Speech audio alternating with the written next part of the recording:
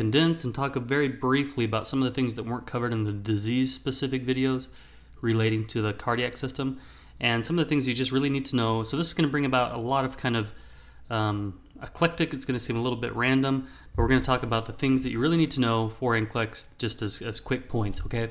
So first of all, heart rate. What is a normal heart rate? Well, we all know that normal heart rate is 60 to 100. Sinus tachycardia is going to be over 100 beats per minute, and sinus bradycardia is going to be less than 60 beats per minute.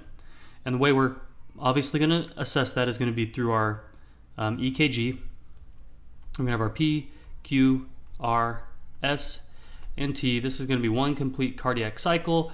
This is the mechanical representation of one complete cardiac cycle. And we're hoping that our patients are between 60 to 100 beats per minute. That's going to be normal. Sinus tach again is going to be greater than 100. Sinus brady is going to be less than 60. Okay. Now, very quickly, let's talk about the vascular system. Hopefully, this is not new information for you at all, but our vascular system consists of arteries and veins, and then there's venules, there's arterioles, and there's capillaries, okay? So basically, we have our heart, and coming out of our heart is going to be arteries, and then we're going to go to arterioles, which are going to be a little bit smaller, and then we're going to have this capillary network, okay, within different organs, and then we're going to have our venules, and then we're going to have our veins bringing it back to the heart. Easiest way to remember this is arteries take blood away, and venules or veins bring blood back. I remember that because I learned Spanish back in the day, and viene means to come, so viene comes back to the heart, A for away, arteries, and then again you have your arterioles, and then this is going to be our capillary bed. And the capillary network is really what's going to be within organs. So like, for example, here's a kidney, or pancreas, there's a kidney right there. Then you're also going to have, of course, your liver. And those are all going to be, have all these capillary, or these arteries and veins. And within those, that's where your capillary is going to branch out and perfuse all those different areas. Again, here's lungs, of course. And so on this picture here, the red is going to indicate arteries, and your blue is going to indicate a vein. Okay, here's your aorta, and then here's your vena cava. Okay, so that's a very simple overview of the vascular system. Now, when we have a patient who is suspected of having a heart attack, one thing we're going to run is we're going to run what are called cardiac markers. Another way to refer to this is going to be CIPs, cardiac injury profile. Okay, cardiac injury profile is going to be a set of a few labs that we run to determine the extent or the presence of cardiac damage. That's going to consist of troponin, and it's going to be troponin I and troponin T, CKMB, and myoglobin. I know we talked about this in our myocardial infarction lecture, but very briefly, troponin is going to be your most sensitive to cardiac damage. However, it takes about 12 hours to peak. Your CKMB is going to be a little bit less sensitive, and it takes a little bit longer than your troponins. Myoglobin, very low specificity to infarction, because this can indicate damage to muscles in general. It does peak the fastest, but very low specificity. So the number we're really going to be concerned about is our troponins, and most of all, I mean, in my hospital, the number we're really looking at is our troponin I. Okay, if our troponin I is elevated, then that's indicative of infarction. Okay, and especially if we can match that up with an EKG. If we have an EKG that shows like an ST elevation, and we have troponins that are elevated, the patient is having a heart attack. If they have a non-STEMI, but we have our elevated troponins, we can also determine that they may be having a heart attack. Some cardiac labs. These are going to be some of the labs you're going to be concerned about with cardiac damage. First of all is going to be potassium. Our normal potassium is 3.5 to 5.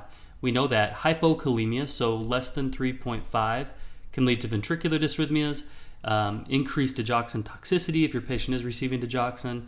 It can develop a U wave.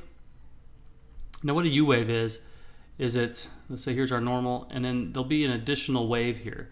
This is going to be our U wave, and this can show up with hypokalemia. This can also lead to ST depression. Again, ST depression, here's our, oops. So ST depression is going to look like that. So Q, R, S, and T. So instead of ever really coming up, it's just going to go below our isoelectric line, and that's going to be ST depression. Hyperkalemia can lead to peaked T waves. So what you'll see with your patient is they'll have like a T wave that's very high. It may be almost even as high as your QRS, and then you'll also have the widened QRS, and then it can lead to ventricular dysrhythmias as well.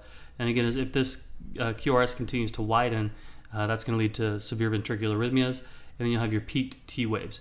So what I would do, this is what I do, if you have a patient who's on like a 5-lead continuous cardiac monitoring or whatever, if you start noticing that these T waves are elevating, and you know, because your normal T wave is going to be way down here, if you notice that this T wave starts to elevate, what I would do is I would just kind of call a physician, say, hey, you know, I noticed the EKG is getting a little bit funky. We're getting these changes in the T wave. Do you mind if I run, just get like a CBC or and a BMP, you know? Another lab we're going to look at is hematocrit. Hematocrit is basically percent of RBCs in the blood. It's different for males and females, but as that number goes up, as our percent of red blood cells goes up, that's going to be indicative of dehydration. Why is that? Well, if you know, part of our blood, only a portion of our blood is red blood cells. As you can see here, it's 30 to 50% or so. And the rest is going to be different fluids and things. So if that continues to go up, you know, and we're at 60 for our hematocrit, that's going to mean there's less of the other fluids, which shows that, you know, we are dehydrated. On the other end, if our hematocrit goes down, hemoglobin goes down, that could be indicative of anemia. Another lab you're going to want to look at for your cardiac patients is going to be lipids. This is going to be total cholesterol. You want to have under 200 milligrams per deciliter. LDLs, that's our bad cholesterol. You want it under 130. HDLs, happy, which are high density lipoproteins, you want that between 30 and 70, and that's the good cholesterol. Okay. A couple other labs I didn't write on here, but I want you to remember are going to be BNP. I know we talked about this with heart failure. That's brain natriuretic peptide. And what happens with that is as the ventricles stretch, as there's increased ventricular stretch, it's going to release BNP into the system. Normal value should be under 100. You may notice patients with heart failure have levels 4,000 and above. But anytime we get up over 100, that's going to be indicative of ventricular stretch and heart failure. What was another lab I wanted to talk about? BNP, that's really a big one, indicative of heart failure. Okay. Holter monitoring. So Holter monitoring is important for patients who maybe have angina, whether it's stable, unstable, or Prince-Metal angina, because what this can do, as you can see here, this is a picture of a Holter monitor. It can be worn on a patient. It's supposed to be worn 24 hours, and it can be worn under their clothes, and it's going to have this continuous EKG monitoring. What the patient needs to do is it's going to store this data. It's going to store their EKG, and as they start to have chest pain, they need to write down the time they had the chest pain and what they were doing. And then what can happen from that is the physician can take that EKG printout and they can match it up with what the patient's activities were and what was going on, and it can kind of give them a better idea of the angina, better idea of what's causing any abnormalities in their EKG. But that's basically Holter monitoring. This patient or this picture should help you remember. While we're on this one, though, let's talk about EKG placement.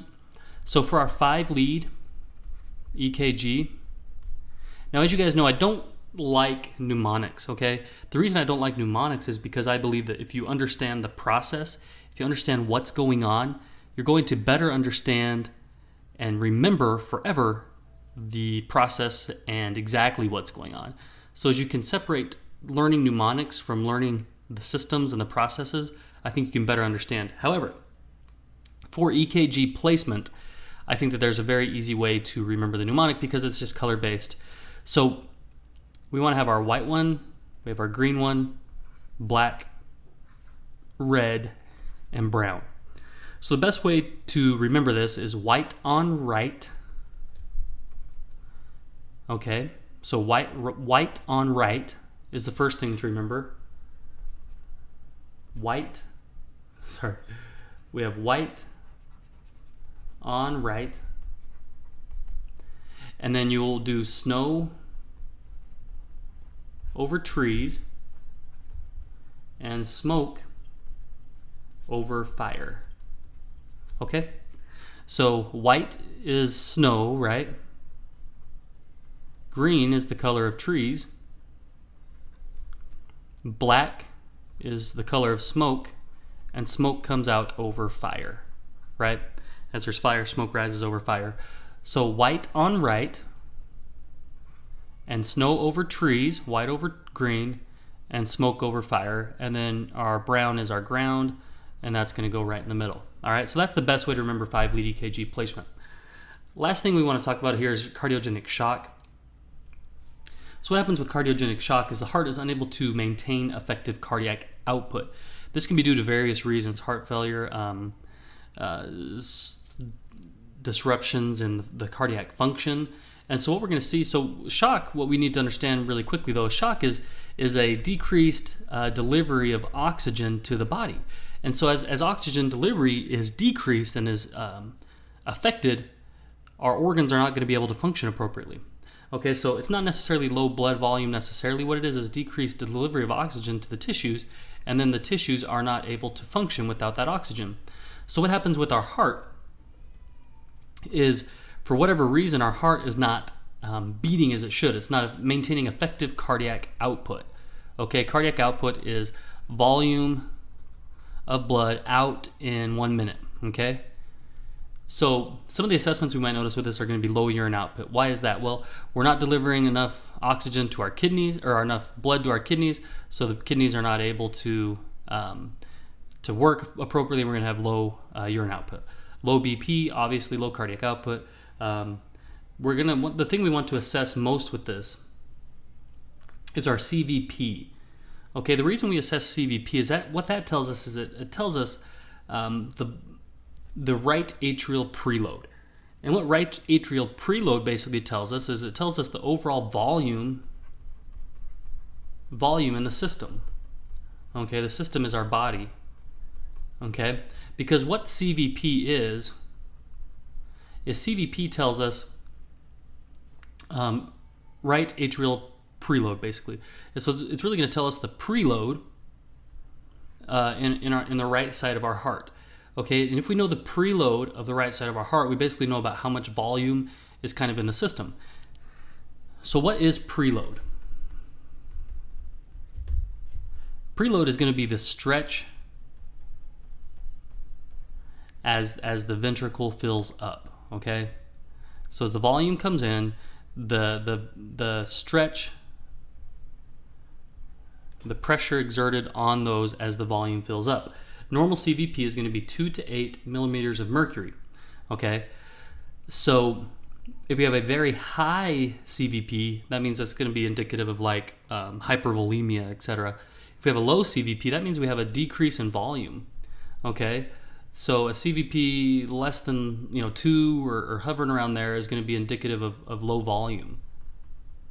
Okay, so that might mean that we need to supply more volume. However, if we have a CVP of greater than like 6 or 8 or so, that's going to mean we have high volume, and volume is not our problem. Okay, so if the patient is ventilated, you want to take it at end expiration, and then you're going to zero the transducer at the 4th intercostal space along the mid-axillary line, and that's the location of the right atrium.